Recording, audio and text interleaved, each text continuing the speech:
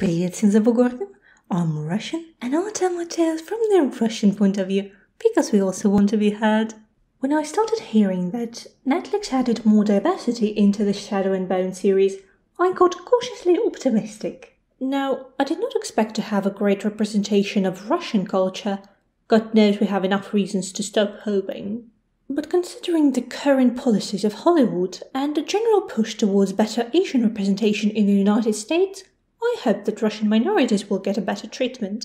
Because, despite the fact that apparently surprisingly a lot of people think that white people in Russia live only in St. Petersburg and Moscow, I am not kidding, I've heard that.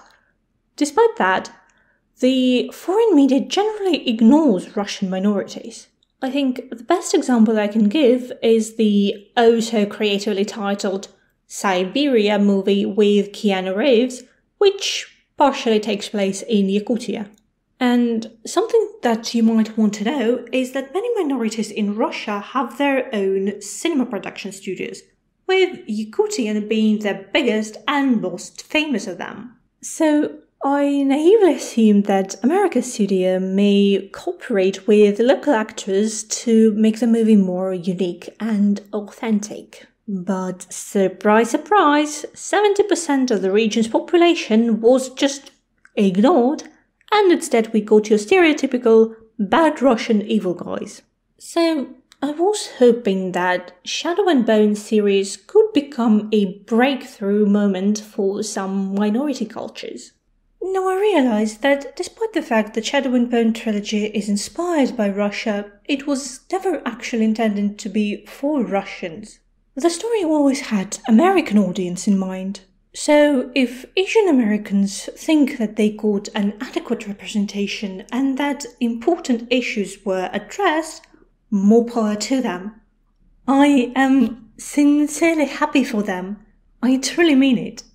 But that being said, I feel like I should at least mention what Netflix missed out on. Now, one of the biggest changes in the series, as you know, is that Elena, the main character, became mixed race. Because of that, we often see her being mistreated, and one of the things I wanted to talk about is her position in the army. At first glance, the army looks pretty white, being composed of either Ruffians or people who pass for Ruffians. And because of that, Elena stands out a lot. In reality, Russia actually has a very long history of employing people of different backgrounds in its army. Back in the early history, the rulers of different Russian principalities would employ nomadic people so that they would participate in the war on their side. Probably the most well-known example are Chorny Klobuki, also referred to as Karakalpak, in Turkic, which basically means black hats or black hoods, named so because of the clothes they wore. They were pushed out of their native territories by other nomadic people and as such had to move into the Russian lands. Black hats were basically special forces inside the Russian army. They actually became quite influential in the southern territories and even participated in the political life of Kievan Rus. Another very famous example of Russian minorities fighting with Russians against foreigners is the Second National Uprising in the War of 1612 against Polish-Lithuanian invasion. We are talking about Tatars, Chuvash, Martvins, Mari people all fighting alongside Russians. So that day, the 4th of November, is actually now celebrated as a day of national unity to remind ourselves that despite the fact that we are all very different, we can overcome our differences and come together to fight the common enemy. But I want to talk about one very specific minority in Russia, that is Bashkir people. They are one of the biggest minorities in Russia, and it just so happens that they are mixed race. And because surprisingly a lot of people think that their European ancestry has something to do with Russians, I just have to tell you right away that this is not true. Bashkir people were nomads and they traveled throughout Eurasia, mixing with locals on their way. Bashkirs became part of Russia quite peacefully when Ivan the Terrible, whom we do not call the Terrible by the way, won the war against the Mongols. He addressed Bashkir people who were previously Mongolian subjects and proposed a union. And because the situation inside the Bashkir Khanate was quite unstable, they eventually accepted the proposition. Russians promised Bashkirs an autonomy and freedom of religion, while Bashkir people had to pay, well, basically taxes, and what's important here, sent people into the Russian army. And Ivan the Terrible actually kept his promises and is remembered very keenly by Bashkir people. It was Romanovs who started all the troubles. But the things were quite complicated. So some Bashkirs wanted independence, some were okay with just the change of a ruler, which, for example, is supported by the fact that one of the biggest ally of a 18th century Russian revolutionary, Yemelyan Pugachev, was Salavat Yulayev, a national hero of Bashkortostan. And, of course, in different periods of our history, there were Bashkirs who supported a Russian monarch. So, a lot to talk about. But here's the thing. Despite all the conflicts that might have existed at the time, Bashkir people participated in a lot of Russian wars, the fact that they are very proud of. So, because we're talking about early 19th century, here's the list of all the wars that Bashkir people participated in at the time. The War of the Fourth Coalition, the Patriotic War of 1812, the War of the Sixth Coalition, the Khivan Campaign, and that's beside the Border Patrol. Now, why am I telling you this? Well, combine that with the fact that there were about 1 million Bashkirs at the time. Now tell me, if the equivalent of Bashkir people existed in Rovka, why would that racist soldier, upon seeing Alina, immediately think that she is Shu? I tell you, he wouldn't. And here's the thing, Alina's story would have been very different if the series tried to represent Russian minorities. Bashkir people were not just regular soldiers, a lot of them were decorated war heroes. They had high-ranking officers in the Russian army. Many Bashkirs received the nobility status for their service. So, in this alternative world, Alina doesn't stick out like a sore thumb, but looks like a lot of many other records.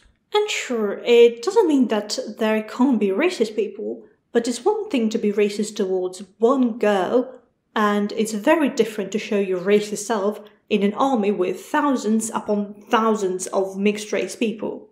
That's not to mention all the other nations. My favorite army story is about Kalmyk people who are Asians and Buddhists, but they live in, Europe.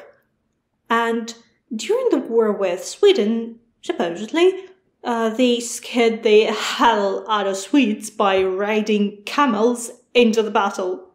And I don't know about you, but I would love to see Fjordans run away from gun-shooting, camel-riding Asian soldiers.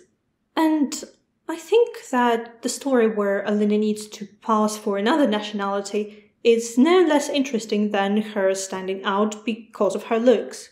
It's definitely more authentic, that's for sure.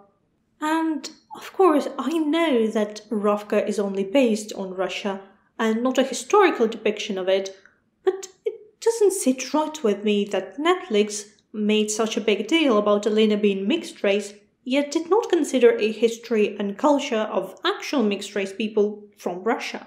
Besides, the way Netflix fixed the diversity problem is very artificial. Sure, they made a lot of characters non-white, but the world they exist in is not diverse. Think about it. Yes, we do have many different countries, but here's the thing. Rovka has Rovkans, Fjorda has Fjordans, Shuhan has Shu, and so on. The minorities we have do not come from the inside of the country, they come from the outside.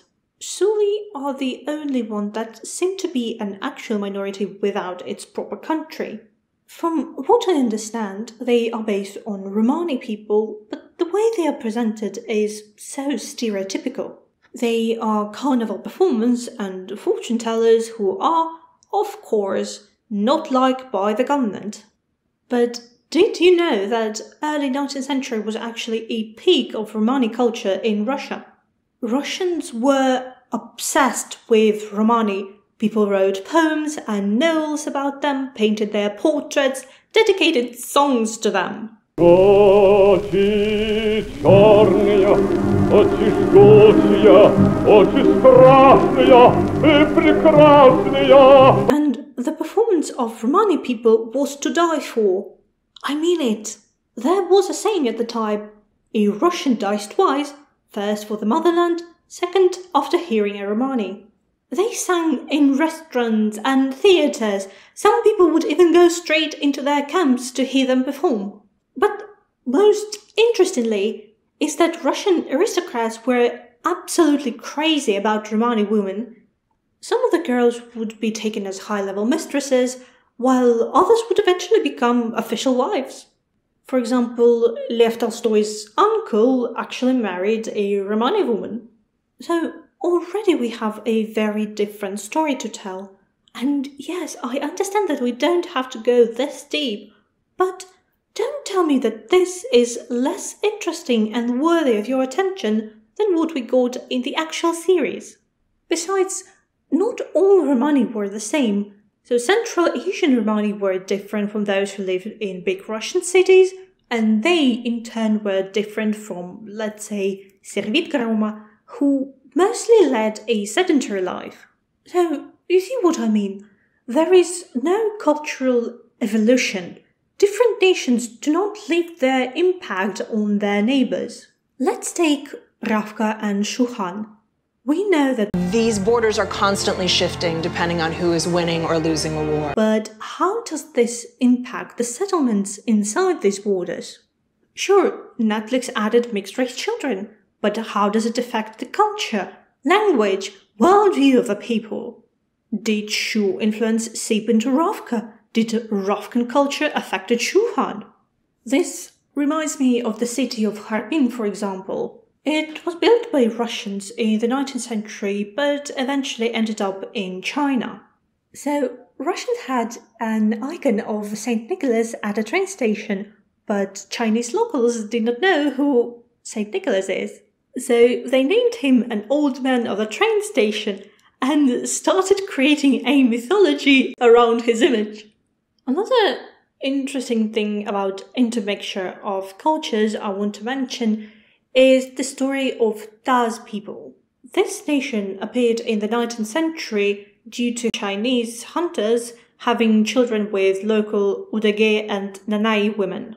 At the time, the territory belonged to China, and the local administration was not exactly thrilled about these mixed ancestry children.